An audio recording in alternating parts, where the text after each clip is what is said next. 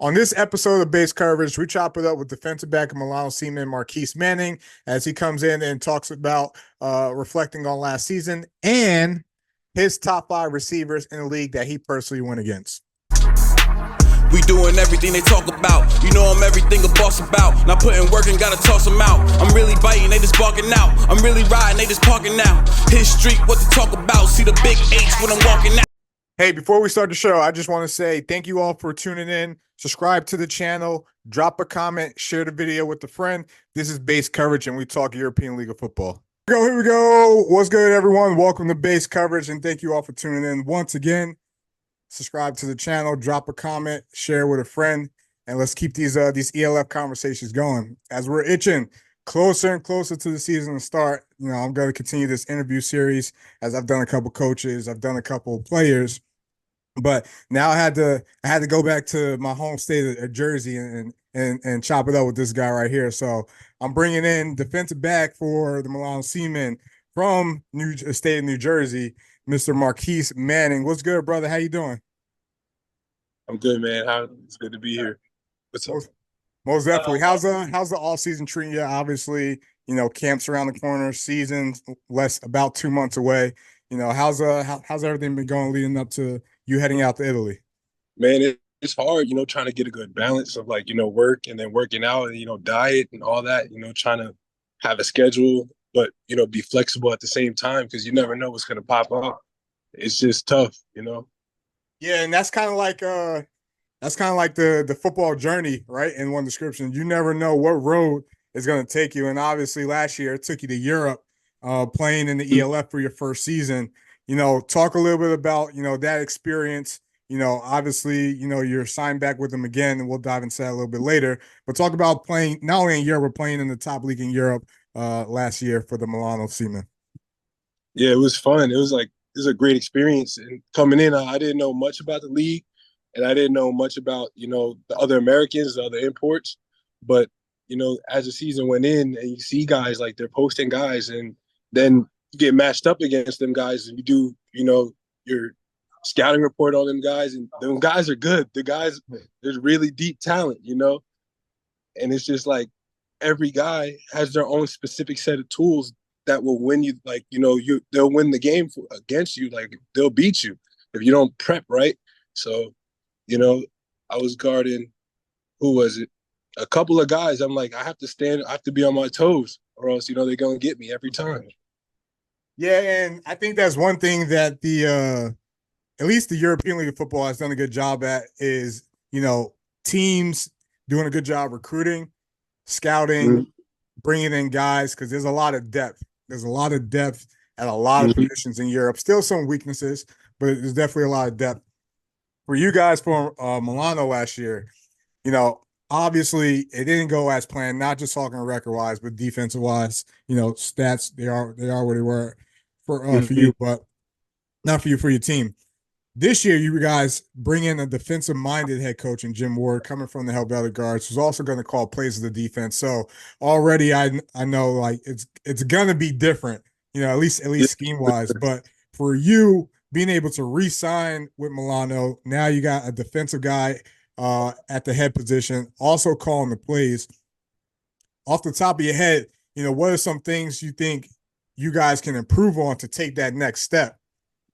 Yeah, based off of last year, it's easy to say we could improve in all aspects, but just like I want to say the mindset coming into practice, into the games, into, the game plan, all that needs to take a bigger step forward, further. Guys need to lock in basically. And I know with Jim Ward, he's not going to let any of that slide. Like, it's either you're all in or you're not going to play. He'll find somebody who's going to be all in, Yeah, and even just looking at the organization, obviously, again, Jim Ward, I follow the guards heavy. I kind of know, about the guy and his defense, but also, bringing in an NFL mind like John Gruden, bringing in, other imports, especially on the defensive side, like Zach Blair, or like Del Fast is the corner play that, what you guys done offensively is going to be a different Milano team than it has been over the past 5 years with the previous personnel that, that was definitely there. and different leadership too. I think that's important in that aspect of it. But Yeah. obviously we talk about your skill set, DB to BB, DB to DB. The first, I give you your props. This may seem something that is small and maybe something that should be, uh, I guess not a big deal, but kudos to Mm. you and your man coverage skills. I watched a little bit of film, Yeah. and one thing with watching you on film is that you're very like composed when man turning, locating the ball, and then making a play. And that those little things right there, like a lot of people take those for granted because some people turn the wrong way, lose sight of the ball, start panicking. But you're very composed in those situations, and Mhm. obviously you got up against a lot of good receivers this past year. Yeah, a This lot. this past year was probably one of the best talents in all of Europe when it came to the receiver group. What are your overall thoughts just on the receivers that you face? We'll get into a top five, but just quickly, what are your Mhm. overall thoughts on the guys that you went up against? All the guys that I've gone up against, all the American imports, they all had their own unique set of skills, but the quarterbacks were able to give them the ball, get them in places where they wanted to catch it. Like even if you go back and look at Barcelona, my first game, and who I forget the receiver's name. It was the Was it Barcelona Johnson? guy. Yeah, Johnson. He went for Johnson? Colorado Mines. Yeah, we scrimmaged them in college. I actually scrimmaged against him, but I didn't go to the scrimmage, and I don't think he played either. It was more for the younger guys to get some reps during the COVID year, and I couldn't find the ball on the first two passes. I just didn't see it. I look back and then I look over and the ball's in his hand. I have to make a tackle, but that's just like I was a wake up call. I'm like, these guys are good. They're putting the ball where they have to be, and the receivers they're good enough to expose you if you're not, on your toes. So that's just one thing that I noticed that every team has that that duo that strategy that will win them the game if you don't stop it. Yeah, and obviously we, just talking about it, like different skill sets all across the board, right? Kind of pick your Mm-hmm. poison, which one you want to go up against. Exactly. Right? And in Yeah. the Central, you've seen like the Jarvis, the Theos, the Johnsons, Yeah. you know, even your out of conference game, you've seen like the Reese and the you know Nico Straumans of the world and Yeah. Markel Castles of the world. Yeah. Let's talk about this. Let's dive in. Give me your top five of receivers that you faced last year, starting at number five, and let's work our way up. All right. So starting at 5, I'm gonna go with Johnston from Barcelona. That dude deserves more respect than he's been getting. Barcelona let him go, and I think it was like one of the like what the moments. I'm like, you really let one of like a guy like that go? I told you there was 2 or 3 times I look back and he just has the ball. I went for a man, looking to locate, and he has it in his hand. He's trying to run me over. Like he's not even trying to run past me. He caught it, and he's looking to knock me over and make his way to the end zone. But that was just kudos to Miller for putting the ball in the right place, right? And 4, I'm gonna go with uh, Theo Landstorm. I had one jump ball with him, and I'm like, man, I think he's gonna catch it. like I almost got him boxed out, but he's just so tall. Like I'm jumping, and I don't know if I'm making enough height to even touch the ball. He's putting the ball up there where only he could get it. What is he like 6'4", 6'5"? Someone. I'm jumping. I'm 5'9", 5'10". I'm jumping with him like, man, he's gonna catch it. But I only had one rep with him, but it was like it was serious. Like I knew I had to be on my toes, and I knew the jump ball was coming. I had to be ready for it because if you weren't, you know what happens. He's putting up touchdowns. He has what you saw his first 3 games. How many touchdowns did he have in first 3 games? It was ridiculous. Yeah, he did the guards dirty a couple times, but again, like you mentioned, great ball placement by Con Miller. But in the Mm-hmm. beginning of the season, like obviously, I think he's a really really good Z receiver. Mm-hmm. I don't know if he's developed enough to be that number one. We'll For find out sure. because I'm sure Jarvis is going to be used a million different types of ways. But For I be, sure. I became a fan of Theo real quick last year, real quick. Yeah, me too. I respected him before our game, and then even after our game. I just had that level. It just went up a lot higher just because of what he did against us. And when he was catching those balls against us, it wasn't, just he wasn't wide open all the time. He was going up and getting it. If you didn't jump with him, he was catching it. Most And let me definitely. see, where am I Who at? we got number 3? Number 3, I'm gonna go with Reese. Reese for number 3, just because he's such a technician, just like me. So it was like, it was a battle, like technique. Like, he's trying to get on your toes and then he's trying to get away from you at the same time. And you have to pick, like, which one are you going to try to guard? Like, you gotta come up as a DB. You have to come up with a plan in your head. You have a plan of attack at every snap. And I'm going up and like, man, I don't know what this guy's going to do sometimes. So right before the snap, it's been 2 or 3 times where I just like had to get out of there. I bailed. I was like, I bailed on my plan, but that was just because we had so many reps against each other. I think I guarded him on 15 or 17 like passes. So I got to see a lot of Reese in one game. Man, it was just one of those games. He got me a couple times, but yeah, I'm putting Reese at 3 for sure. Most definitely. And like, people underestimate Reese. Reese so smooth, man. Smooth.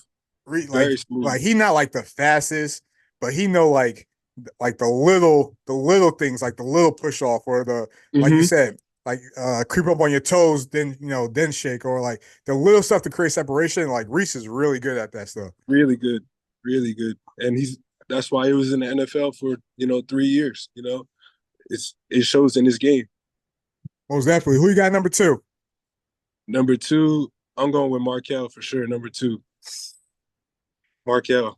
Man, I only got to play against him one game, but that boy physical.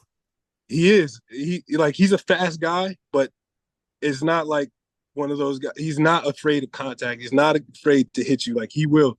And we got up in each other's face a couple of times, but it was all respect. It was just like, we were just both competitive. And what was the quarterback's name? Chad Jeffries. Chad Jeffries. He's a cool guy too. He came in, he tried to throw some blocks. He's trying to go throw some blocks. I got him a couple times and he got me. He's throwing the blocks against me, throwing blocks against linebackers, and he threw Markel a jump ball in the end zone against me just because that it was competitive and that's the kind of game it was. We were out there really going at it, and I'm putting Markel at 2 just because his speed, his athleticism, his explosiveness. If you're not like on your toes and thinking about those things, aware of what he can do, he'll burn you every single play. And if he's not going to burn you, if he don't burn you, he physical dude, but Markel fast too. If he ain't going to burn you, he'll put you in the ground. It's one of the 2. So if he's not going to run past you, you better, buckle down because he's going to come knock you over. Most definitely. And who you got number 1, man? I'm going with Jarvis for number 1. I got to. What makes Jarvis number 1? Just for me, it's just he's the best mix, in my opinion, between Reese and Markel, but he's a bigger body. So like he can use his body in ways that they can't. So if he really wants to push you and box you out, catch with the other hand, he can do that. He can run through you. He can, like you said, he's going to be moved all around the offense, and he's going to be put in all types of situations and places. He's on kick return. He's a punt return guy. He could play running back. I'm sure Markel could play running back too, but I'm just putting Jarvis at number 1 just because of his versatility and, his competitive edge is different. Is like I felt like I had to up my game just going against him. I didn't really have too much to say because I couldn't talk. I couldn't say anything. I'm like, I have to be on my toes with this guy, and we're losing. So, you can't speak. You can't really say too much when you're losing, but it was all respect. Nah, that's a great way to put it, that he's a good mix of Reese and Markel. And, when I first spoke to him, I told him, I was like, hey, bro, like you're a mix of like Percy Harvin and Deebo Samuel, bro. Exactly. Like you could take a kick to the crib, which he did week 1 against the Ravens. For sure. Or you could play running back or running back or receiver. So yeah, Jarvis was different. Jarvis obviously took the lead by storm before everything that happened with the Raiders, but I'm pretty sure wherever However, the Sea Devils are going to use him. He's still going to be that matchup nightmare. And thank God for you, they're both in the West now, so you don't got to worry Yeah. about Jarvis and Markel. But obviously, there's going to be some different receivers. Obviously, the Mhm. Surge have their trio of guys. Yeah. I think one thing, because I follow the Central a lot, I think one thing in the Central is that there's more shifty and quicker guys than there are like stature. So we'll see what happens in that aspect of it. But just to review top five, we got number five, Johnson from Theo. Barcelona, followed by number four, Theo Landstrom, his co-part for a part of the season. Number three, Reese Horn from the Galaxy. Number two, Markel Castle. Number one, that man Jarvis McClam. So, hey, I mean, you got up against those guys twice. So you have the direct knowledge, so that's definitely a good listen. Curious to see how these guys pan out because again, half those guys are either out the league or in the other conference now. So we'll see what happens. But hey, man, before we wrap this thing up, you re-signed back with Milano for another Yep. year, all right? And obviously, they made a lot of other moves and changes, and so on and so forth. But for you personally, what's one thing you're looking forward to? As I'm sure you head to camp next month, heading into year two of the ELF. Like, what are you looking forward to this season after experiencing the first year last year in the ELF? I'm looking for a bit more growth on my part, a little bit more, productivity. I played a lot of man coverage, A and lot of man that doesn't coverage. a lot of man coverage, which was our downfall. But it's hard to come with takeaways for as a DB, as a corner, and man coverage. So I need to up that. That's something I need to do is bring my level up because I can do it. There's been split balls that I could have caught, I could have made, even though it's hard in man coverage. But I know Jim Moore's gonna have a good mix to where you don't know if he's gonna disguise it, but I need at least 5-6 takeaways just on my own. That's just a personal goal for me. But as a team, we got to cut those numbers down. The points we have to. I don't want to be a suffocating defense. It's hard to say that, and it's hard to execute that. But we got to bend but not break. We can't give up those points like we did last year. I mean, I think just looking at and I think you're right on point with that. And I think last year or this year, looking at your offensive philosophy, you guys aren't going to be on the field as much, Yeah, so that's gonna play a big part. And again, you only play 8 games, but in those 8 games, 41 tackles, 3 picks.